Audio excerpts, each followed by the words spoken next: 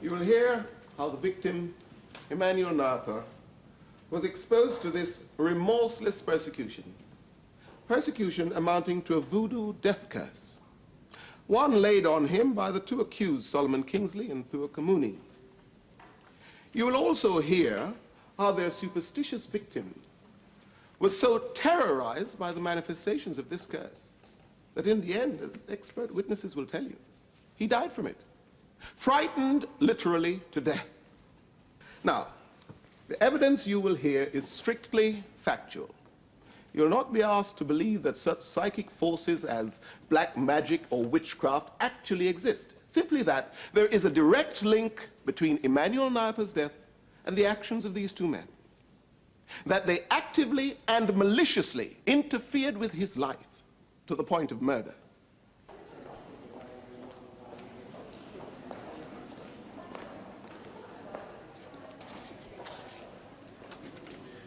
Mrs. Bartlett? Yes. Sorry I'm late. Traffic. That's quite all right, I understand. Now, look, I'm Blake, junior for the prosecution. You're going to stay with Mrs. Kamuni? Yes. Good. Now, look, we have got to keep up her morale. How is she? She's very tense. Hardly surprising. A prosecution witness at her husband's murder trial. Yes, but not giving evidence against him. Only Solomon Kingsley. The wicked witch doctor, eh? Anyway, stay with her. Be bright and don't let her brood. Avert the evil eye. Yeah.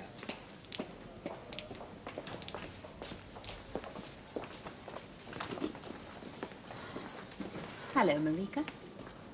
Do you remember me? Susan Bartlett. So, Inspector Barry, just to summarize your evidence again, Mr. Napa came to the police station on the 14th of November and complained of the persecution.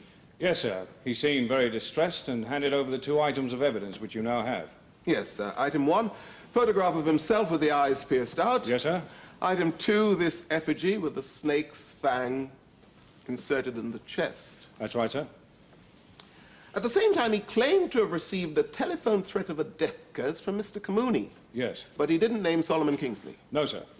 However, as a result of information recorded in your complaints file, you concluded that Solomon Kingsley was jointly responsible. We did.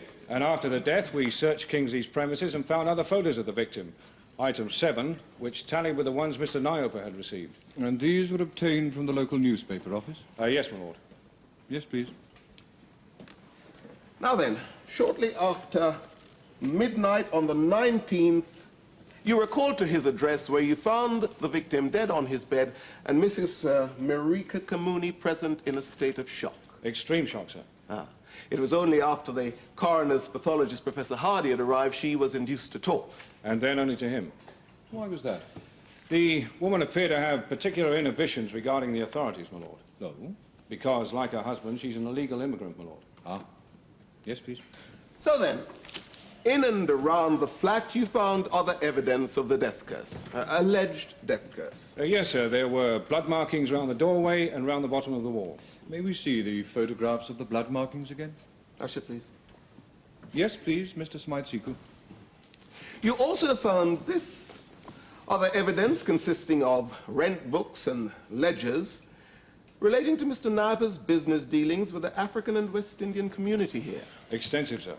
Yes, including one item of a loan of £800 to the accused, Mr. Kamuni. At 100% per annum. Yes, indeed. And guaranteed by the accused cousin. Tom Kisimbora. At whose address in Slough on December the 5th, you duly discovered the accused hidden in the roof void. We did. Now, when confronted with all this evidence, Mr. Kamuni subsequently made a statement under oath, admitting to the curse and naming Solomon Kingsley as his co-executor. You could put it that way. Well, why don't we, Inspector? Madame, my husband, Mr. Kamuni, he was 2 years here before he can send for me from East Africa. 2 years? All he will do is work. Work in secret for Mr. Niopa. Work all the time so to get the money for me. To get you into the country? Yes. And then all this. Madame, I'm so sorry. Perfectly all right. Don't worry, it'll sponge off. It's perfectly all right. Now then, where were we? My husband, He should never have come here. Never. You mean to England? We, my people, we have a saying, a cow must graze where she is tied. He should not have come. Professor Hardy, would you please tell the court what you found during your post-mortem examination? As I have said, I found nothing. Visual examination of the vital organs revealed nothing that could have caused death. There was no trace of natural disease. Brain, spinal cord, other parts of the nervous system were quite normal. You then went on to conduct more complicated tests, I believe. Yes, I made microscopic examination of the vital organs. And I took specimens of body fluids and tissues for analysis. Later, these samples were passed to the Home Office Forensic Laboratory for corroborative tests against poisons. And the results? Negative. Now, tell us about these microscopic tests you carried out.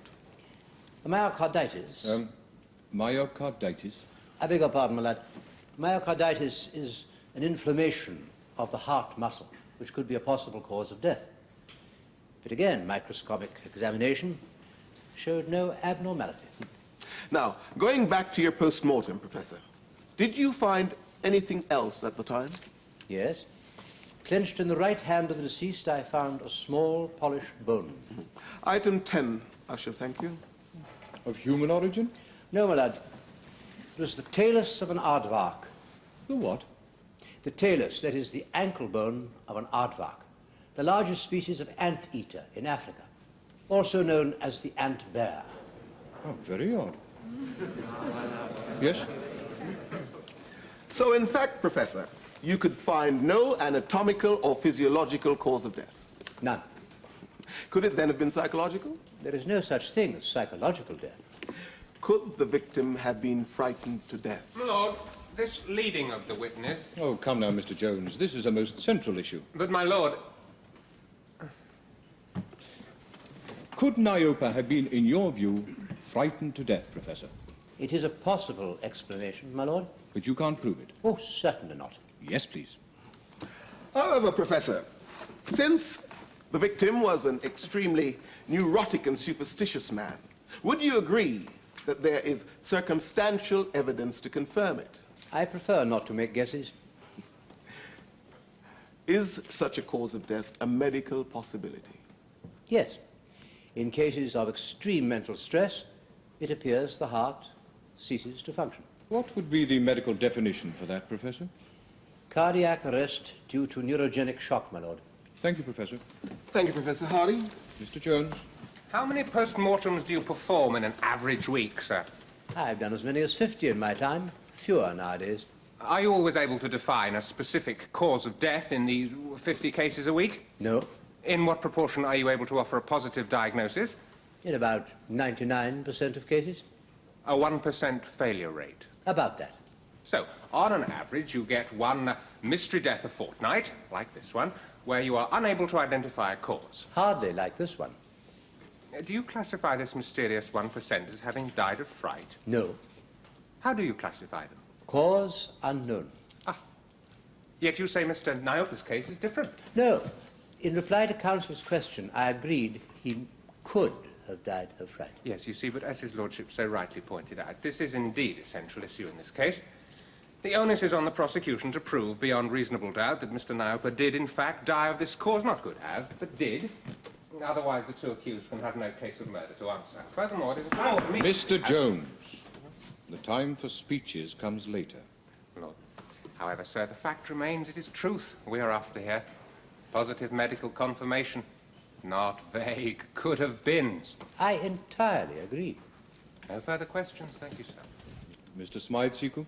No re-examination, thank you, my lord. Thank you, Professor Hardy. I call the consultant psychologist, Dr. Duncan. Dr. James Duncan. So, Doctor, from all this evidence and from your wide knowledge of these customs and beliefs, what conclusion would you draw? Well, that Niopa was an intensely superstitious man, and that he was exposed to what he might well have interpreted as a voodoo death curse. Thank you, Doctor. Mind you, the actual items are a bit of a hodgepodge, but there is this basic Dangby theme running through it. Dangby? The snake god, my lord. Specifically, 3 items. The venom fang inserted in the chest of the effigy, as we've seen. The message on the back of the final photograph to beware the hour of the snake. Which is? Oh, midnight, my lord. Oh, It's a common native belief that a snake never dies before midnight. I see.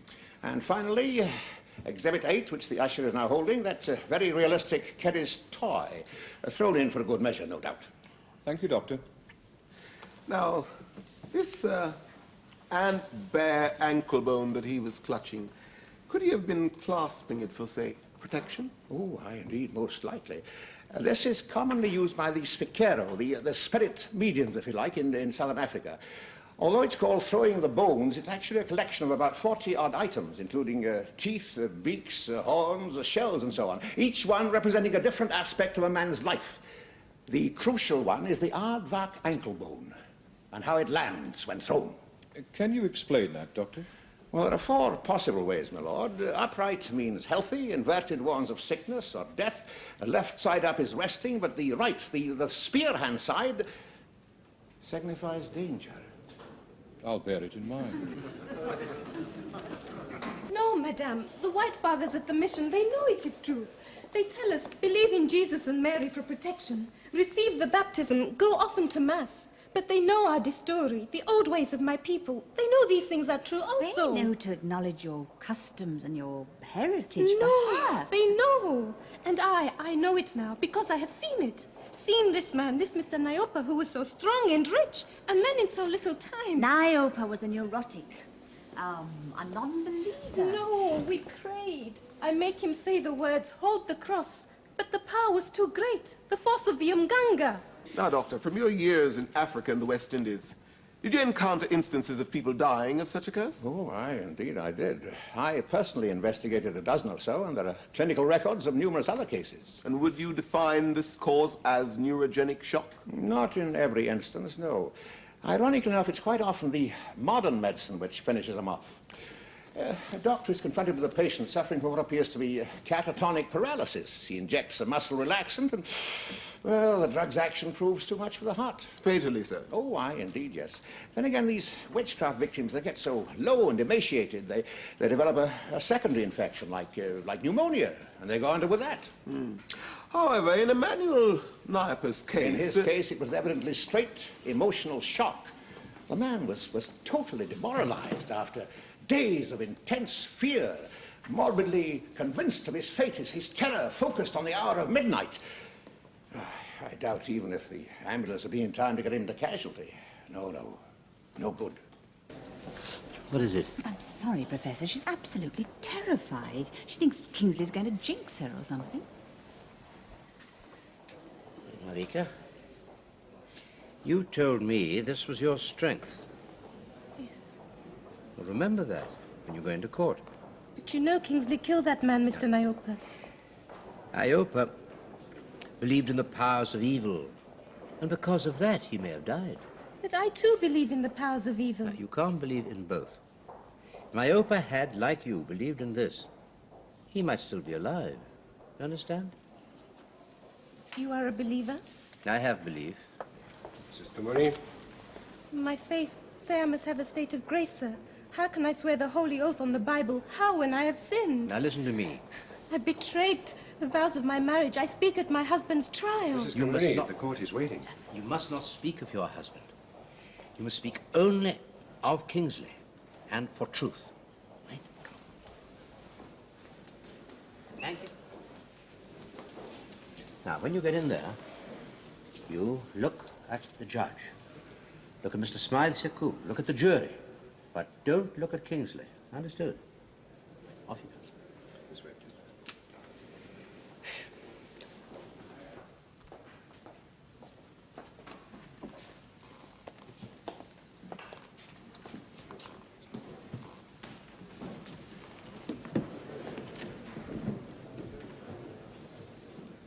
What is your religion? Church of Rome, sir. Take the book in your right hand and repeat after me. I swear by Almighty God I swear by Almighty God that the evidence I shall give that the evidence I shall give shall be the truth, the whole truth, and nothing but the truth. shall be the truth, the whole truth, and nothing but the truth. Thank you, madam. You are Mrs. Marika Njeri Kamuni, currently residing at Knox Road Hostel, Paddington. Yes, sir. And you're the wife of the accused, Mr. Thuo Kamuni. I am, sir. Now, were you living with the deceased Emmanuel Napa from the 30th of October last until the time of his death? Sir, I was living in his house. Could you speak up, please? Sir, I was living in his house. Why were you cohabiting with him? Sir, my husband, he was owing Mr. Nyopa much money. One day, I don't remember when, Mr. Nyopa, he came to our home when my husband is away working. He say the payment's not coming right. Say I must go with him to his home until my husband, he gets them right. Nyopa made out you had a legal obligation to go with him, madam? The law, he says, sir. And so you went with him? Yes, sir. But then my husband came round Mr. Nyopa's place a couple of hours later. I hear him shouting for me. 'Tis then I know I was wrong. Mm-hmm. Did you then leave? I would have, sir, but Mr. Nyopa, he locked me up. That night he gets to drinking and comes into the room. As soon as I get the chance, I push him away and run into the street. I go to my husband's place, but the neighbors, they tell me he's arrested by the immigration squad. And what happened then? Sir, Mr. Nyopa, he came to find me. At your flat? My husband's place. Why didn't you lock him out? Sir, I couldn't get in. Mr. Nyopa, he had the key. The key? Why? Mr. Nyopa was the landlord, sir. Oh, I see. And subsequently, since you had nowhere else to go and you were in this country legally, you stayed with Nyopa of your own accord. One moment, please, Mr. Smythe-Sequel. These references to your witness's allegedly illegal status here in Britain. Well, my lord, Mrs. Kamuni is aware that this might conceivably impugn her character, but it explains her fears and why she felt obliged to stay on with Nyopa virtually in hiding after her husband's arrest. She prefers to have it admitted here? Yes, my lord. Also, sir, Yes, Mrs. Kamuni? I stayed in Mr. Nyopa's place, yes. But it is because I believe my husband is in prison. If I be know how you broke out on the run, true to God, I for don't left that man. Mrs. Kamuni, please direct your remarks to the court. Yes, sir. Very well. Now then, will you tell us what happened on the 10th of November, a Tuesday? Sir, Mr. Nyopa, he find the lock of his car broken, and inside this thing. This effigy. Yes, sir. Where was it found? Hanging from the mirror, sir. In place of anything? Where he always keep the good luck charm. Oh, what form was this charm? The teeth, sir, I think of a leopard. And they had gone and been replaced by this effigy. Yes, sir. And Mr. Nyopa, he would not touch it. He make me take it away and clean the car for him all over. And later that day? Is coming a letter to Mr. Nyopa with a photograph of him inside. This one with the eyes pierced out. Yes, sir. How did Mr. Nyopa respond to all this? Sir, he's very angry, and he start much drinking and smoking of bang. Bang? Cannabis, my lord. Ah. Yes, please, madam. Sir, the next day, Mr. Nyopa, he's feeling very bad with... Migraine? Yes. He's so bad, he go to the doctor. Also that day, is coming his charms back by post. The leopard's teeth? Sir, they all thick with blood and wrapped in a snakeskin. You don't have this item in evidence, Mr. Smythe-Sequel? Unfortunately, no, my lord. Why not? Sir, Mr. Nyopa, he threw it away. Later, when we want to take it to the police, we could not find. I see. And what happened then? Sir, then he's starting all the troubles from the Wanachi, the peoples. What peoples? The black people, sir. No one paying him rent, no money owed. All saying later, Mr. Nyopa, sir.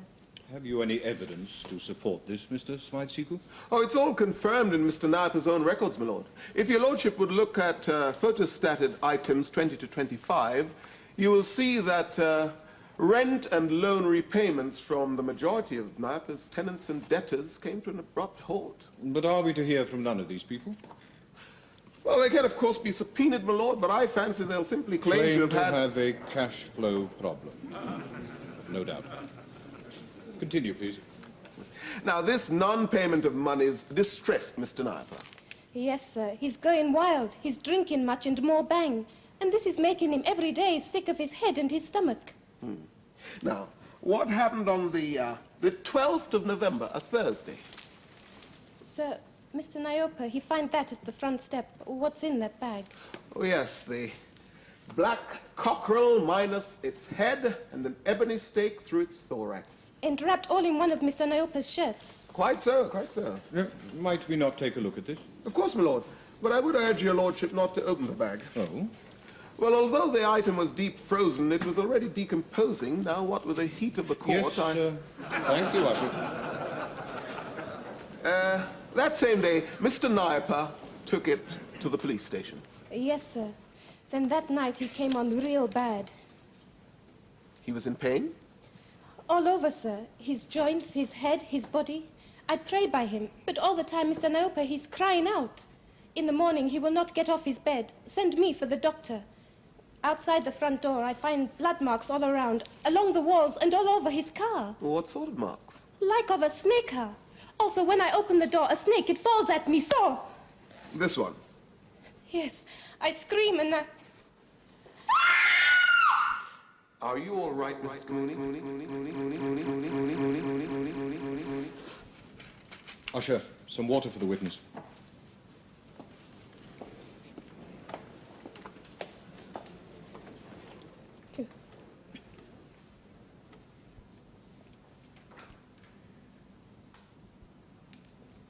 You feel better now, Mrs. Kamuni? Yes, sir. Yes, please. Now, after you saw the snake and you screamed, what happened? Sir, Mr. Niopa, he heard, and he's calling out what is wrong. I try to hide it from him, but he comes to the door and he sees the markings. At once he starts to groan and to cry. And that is when you went to fetch Mr. Niopa's doctor. Yes, sir. He tell Mr. Niopa all this illness, it is in here. Tell him if he want to get strong, he must eat more food and stop the bang and the whiskey. Also, he gave him the dawa for this migraine. Dawa? Medicine, my lord, in fact, tranquilizers. And did Niopa take this dawa? He tries, sir, but it's making him sick. Like everything. Like food, like drink, all make him sick. Yes. And later that night after the doctor's visit. So Mr. Niopa, he had much pain. So then I prayed with him, make him say the holy words, but still is pain. And then I tell him, here, let go that old Mganga bone. Item 10, my lord. It's just a pagan charm, I tell him. Leave that, hold this holy cross and pray to the true God. But Yes, Mrs. Kamuni? he reach out, but when he touch the cross, somehow it burn him hot, burning in his hand, and he push it away. So it is then I know Mr. Niopa, he cannot be saved. And what happened then? So next day is coming the last photograph. Yes, this one with the snake's fang piercing the region of the chest and the message on the back to beware the hour of the snake. Yes. It was pushed into the front door. When Mr. Niopa saw it, he shouted for me to go away. Say I'm bad dow for him. Say I bring all this trouble on him so. Did you go? Yes, sir. Where to? I go to my husband's cousin at Slough. Kisambura. Yes, sir. I arrive at his place, but at once he send me away. Say I'm bad woman, and adulteress who bring all this trouble on her husband so. You never told me you came there. I did not know you were there. The prisoner will remain silent. You'll have your chance to speak later, Mr. Kamuni. Yes, please, Mr. Smythe-Seagull. What did you do then? Then I came back to London. Where did you stay? I couldn't stay at the flat. Mr. Niopa, he had the key. Anyway, he'd moved a new family into our place. Did you have any money? Yes, sir, I have £1.20p.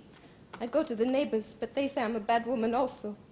At the last, I go back to the house of Mr. Niopa. About what time was this? Soon before midnight. And what did you find? Sir, Mr. Niopa, he's on the bed, very ill. And when he see me, he starts screaming like I'm a demon, huh? So then I run out of the house and find a telephone, and I call for the ambulance. And on your return? The church clock, it is just striking for midnight. Mr. Niopa, he's on the bed. At each strike of the clock, he's... Convulsing. So, then at the last strike, he's crying out. The soul, it goes from his body. He died on the stroke of midnight. The hour of the snake. The hour of the snake. And after? Sir, I do not remember. Only when Professor Hardy, he came with the dawah to help me. Thank you, Mrs. Kamuni.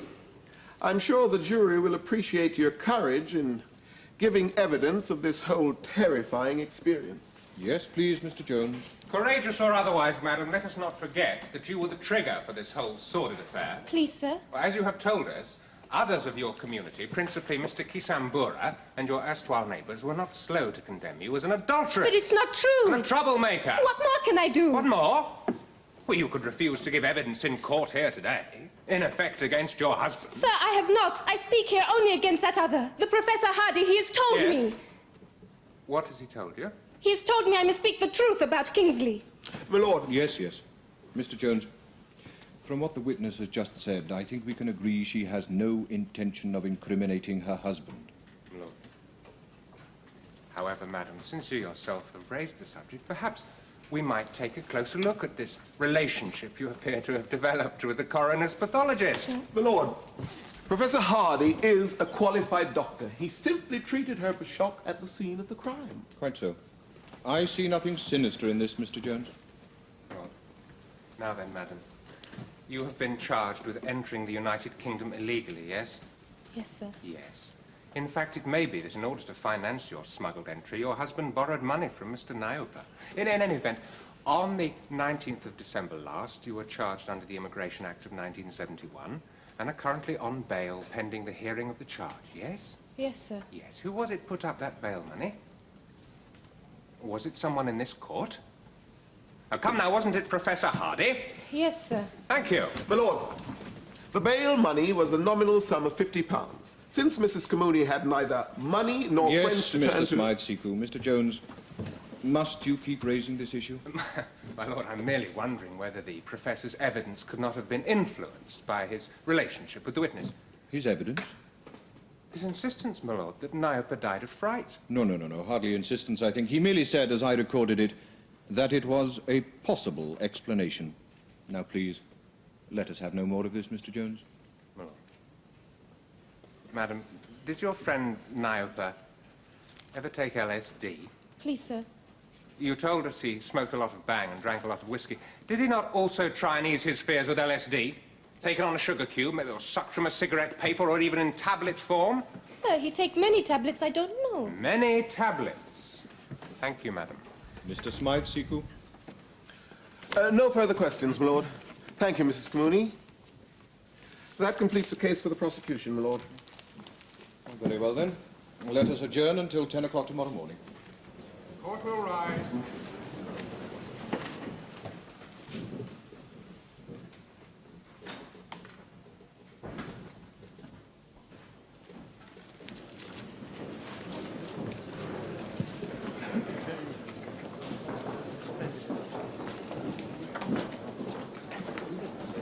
Crafty move of the directors to give you this prosecution. Oh, really? Well, I knew it would be a bit dodgy having a silk of different ethnic origins digging into all this mumbo-jumbo. Only snag is I don't believe a word of it.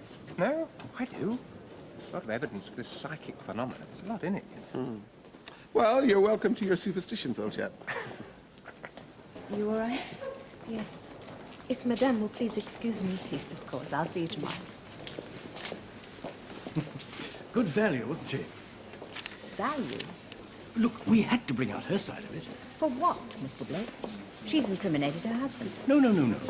Just Kingsley. I think the jury will differentiate. Well, at this stage, Mrs. Bartlett, perhaps not. But you wait till they hear from the accused tomorrow. Kingsley's a rooster. Ridiculous, Mr. Jones, sir. Sure, I have a few old skins and bones and junks like that. Left by my father. Same as the gypsy has a what's it? Crystal ball. Sure. It looks good for customers, see? And you sell them Lucky Charms. Sure. It makes a business good. Make the horses win for them, have them to get a fat wife, a good job, or a baby boy. Whatever they want to pay for. On the subject of payment, you took no money from Mr. Kamuni. No, sir. Why was that? Because he didn't have none, see? On the run from the fuzz like that. And not much prospect of him paying you. Look, Mr. Jones, sir, this sniper, he was a bad fella. I mean, all we black people know him for that. Run down places he went out like it was Buckhouse. Lend him money like he was Shylock. So you despised the man even before Mr. Kamuni came to you? Sure I did, sir. You think I'm going to frighten a good man this way? But it was only your intention to frighten him. Look, mister, he had stolen this man's wife. He had shocked him to the fuzz. So what are we going to do? Just sit back and say, too bad? No, we got to teach him a lesson. Make him more Christian towards his own people. But not frighten him to death. Oh, man. All the silly tricks. Look what we do. We pinch one of his shirts, get hold of a photograph of him, buy a toy snake on an old black hen down Shepherd's Bush Market. I mean, make some kooky phone calls, smear a few marks around his doorstep. Man, just kid's game, just play acting. My friend thinks it was enough to kill the man. Sure. Extraordinary, isn't it? But then, like he says, like Doc Duncan says, it's all in here. What was it? Auto-suggestion. Sure, that's it. But only like he says. Only when a man gets to feeling guilty. Man knows he's done wrong, so he gets auto-suggested. What a cool sense that, you know, Judge. I'm sure we're gratified that you acknowledge it, Kingsley. Well, more than that, your lordship, sir. I mean, as I know now how it works, I ain't gonna fool around like that. No, sir. I mean, people come to me for good luck. Okay, fine. I'd make them a love potion, a good luck win in the pools. I would even make oil for the Chancellor of the Exchequer, if he pays me the right bread. But for this cursed stuff, no way, man. Thank you, Mr. Kingsley. That's all right. Mr. Smythe, sequel. So, to you, it's all just play acting, Mr. Kingsley. You don't believe you have any real powers. It's like as he said. Just what people believe. Emmanuel Nayaper believed. He must have. And you knew he did. No, sir. Oh, come now. He had this good luck fetish hanging in his car. Look, lots of people have. A sure sign of superstition and one which you exploited, yes? No. You replaced it with this revolting effigy, and then you further taunted him by returning his fetish to him, blood soaked in a snake's skin. Yeah, kid stuff. Really? Yeah. Well, I'm putting it to you that it was a vicious and calculated play on the superstitions to which you knew he was prey. A clear manifestation of a death curse. Look, if anybody did any cursing, it was him, not me. Mr. Kamuni? Sure, I only did what he asked. A mere go-between, Mr. Kingsley? Sure. I mean, you don't nail a postman for delivering letters. Why me? You provided all the grisly trappings. It was still his message. But one to which you were a more than enthusiastic party. If that's how your British law works. It works for justice, Kingsley, in determining responsibility for a man's death. Well, that ain't me, sir. No? Well, I'm putting it to you, sir, that you are a con man of the worst ilk. No. A man who, for personal gain, would exploit the fears of people less rational than himself. Again! But man, I've made nothing out of it. Also, the fiendish way you terrorize this unfortunate man suggests a vindictiveness far in excess of play acting, kids' games, or silly tricks. Well?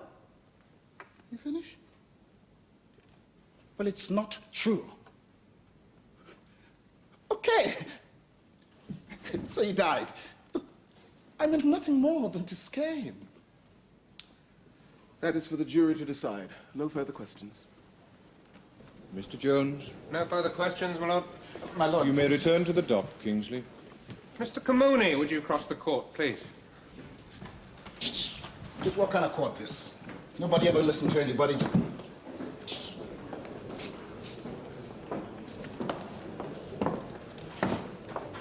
Silence in court.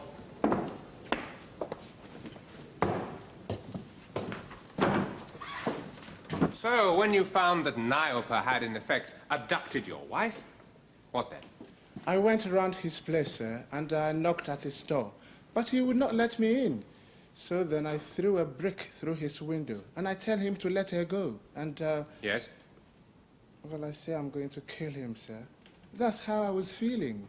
He had taken my wife, see? And then? I had a couple of drinks. I got back to the place I'm living, and there were these two officers from the immigration squad waiting for me. He'd told them, put them on me. Nayaper had. That's right. So they put me in Brixton. I wait till I am up for, committal proceedings at the magistrate's court. That's right. Then I bust out. Why do that?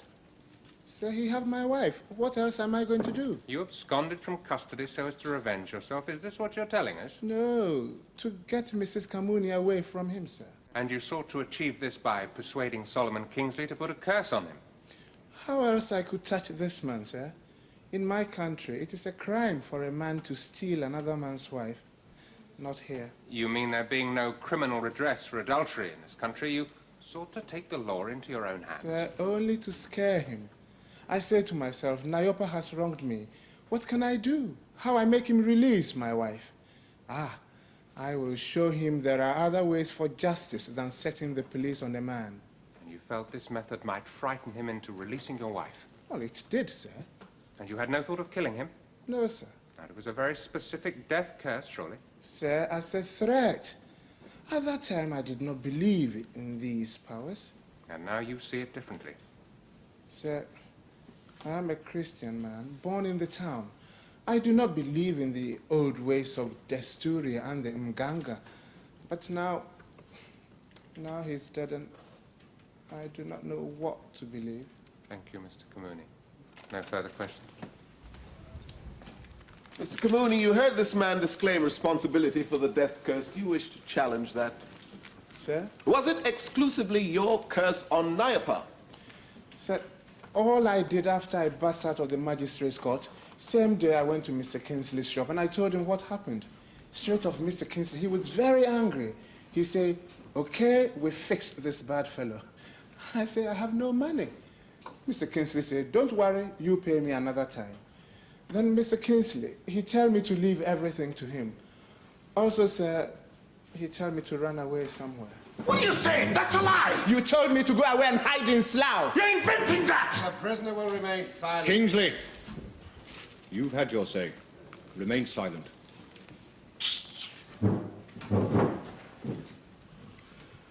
Mr. Kamuni, were you or were you not called upon to pronounce any actual curse? Sir, please believe me, it was not like that. Mr. Kingsley, he was laughing, sir. We had a couple of drinks, then he said he sent Nayopa a few juju toys. Nothing more. Oh? Did you not telephone Mr. Nayopa? Oh, come now, Mr. Kamuni. You're still under oath, remember? Well? Sir, before I left Mr. Kingsley, I made a phone call. Tell Nayopa he must die for what he has done. But I did not believe it, sir. I did not. I only wanted to get back my wife, sir. Oh, so you tell us. Mr. Jones. In your capacity as consultant pathologist, you checked all Professor Hardy's findings. Yes, quite correct. And like him, you were unable to find a specific cause of death. None whatsoever. Would you agree with this conclusion that Nayopa died of fright? I'd be most reluctant to do so. Why, Doctor? Well, there are two reasons. Firstly, because I'd feel obliged to produce medical evidence to prove it. And secondly, because I think there's a much more rational explanation. And what is that?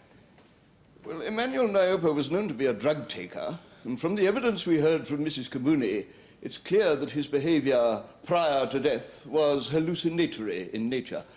It's far more rational to conclude, therefore, that he was dosing himself with LSD, and in fact died, as is all too easily the case, of an overdose. But Professor Hardy told us he ran laboratory tests for all such poisons. Yes, my lord, except that with LSD, no satisfactory test has yet been developed to provide conclusive confirmation. Really? Principally so because the dose is so minute, it's measured in micrograms. That is, 1/1,000,000th of a gram. Thank you, Dr. Rowlands. Mr. Smythe-Sequel, you wish to cross-examine? My lord, since this issue of LSD was not raised during my friend's cross-examination of Professor Hardy, I would like to recall the professor to the witness stand so that he may now answer it for us. That seems a reasonable request, Mr. Jones. Yes, of course, Lord. Very well, then. You have no questions for Dr. Rowlands first? Oh, one, my lord. You heard Mrs. Kamuni's graphic description of Nayopa's actual death. That he was conscious, that he was convulsing on each stroke of the chiming clock, and that he cried out and died on the last stroke, yes? Well?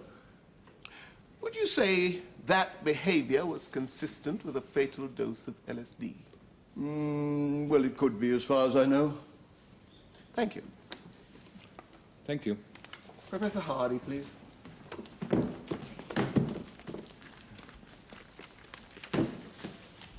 You're still under oath, Professor. Yes, my lord. Did you run lab tests for LSD? I did. And they proved negative? Yes. However, my lad, Dr. Rowlands has a point about the validity of certain tests. The dose quantities are indeed so minute that the results might be deemed inconclusive. Ah? Would you say that Nyapa's reported behavior might have been consistent with having taken LSD? Behavior responses vary so widely. However, perception does appear to be greatly heightened. If he were under the influence of LSD, the tones of the church clock might have been accentuated in his mind. But his terror of midnight would not have been caused by this drug, but by something else, possibly by death curse. However, did he in fact take LSD on the night that he died? If he did, it is reasonable to assume that the drug, in its unimbibed state, traces of it at least would have been found on his lips and on his fingertips.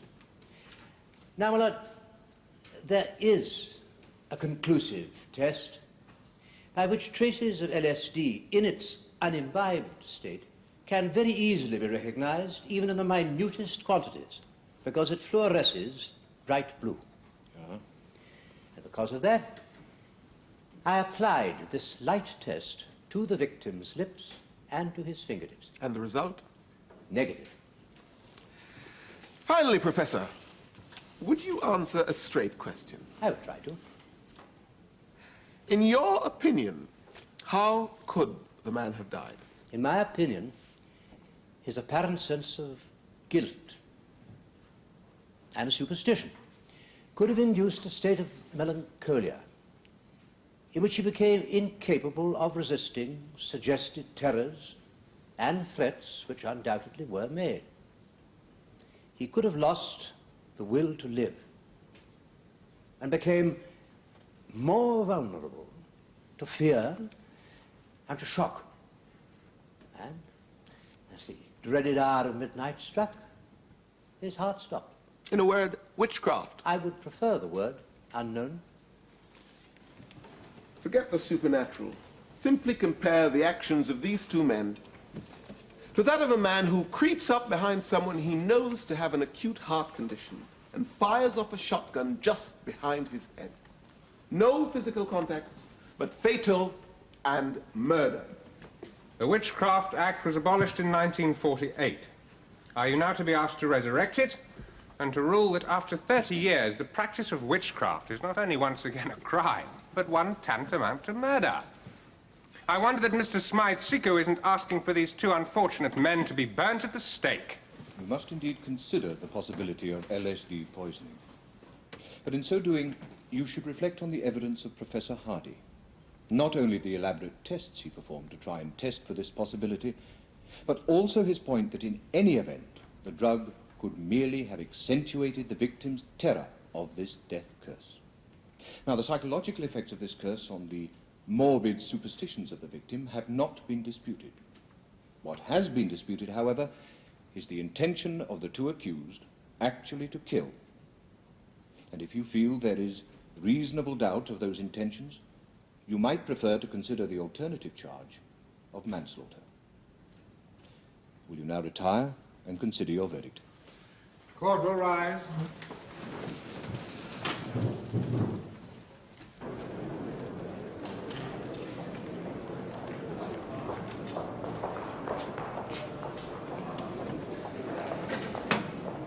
There we are. Thank you. Won't be long now. Professor, what will the verdict be? Oh, I don't know. Not guilty. Has to be. Why? You can't litigate against something you won't acknowledge exists. But I do acknowledge it.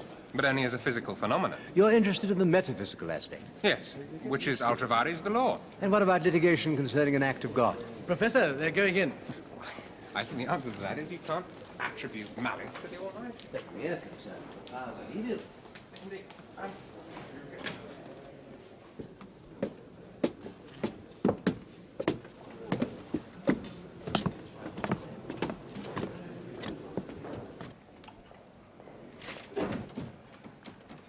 Solomon David Kingsley and Thuo Kamuni, you have been found guilty of manslaughter. And now, Kingsley, I consider the plea of mitigation urged on your behalf by Mr. Jones. However, I'm bound to say that your past criminal record runs contrary to this plea. Accordingly, I hereby sentence you to 5 years imprisonment. Kamuni, in your case, it is to be acknowledged that you had suffered considerable provocation at the hands of your victim. Now, although this in no way justifies your offence, it nevertheless mitigates it enough to warrant a lenient sentence. Accordingly, I award 2 years imprisonment, sentence suspended, subject to your good conduct for a period of 3 years. However, Kamuni, since you are still subject to remand on charges under the Immigration Act and so forth, you must now continue in custody. Take them down. Court will rise. Hey, you! You clever people! I'm gonna fix you!